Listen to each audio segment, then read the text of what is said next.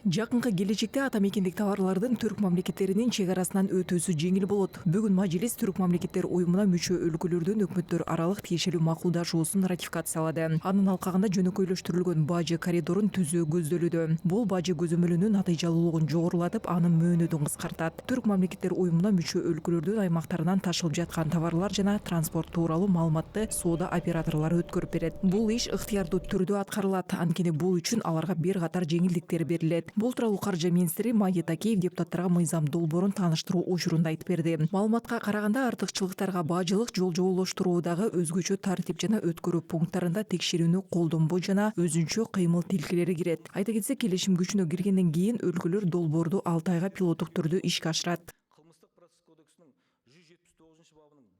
Мы этим соглашением все таможенные процедуры объединяем в одно соглашение.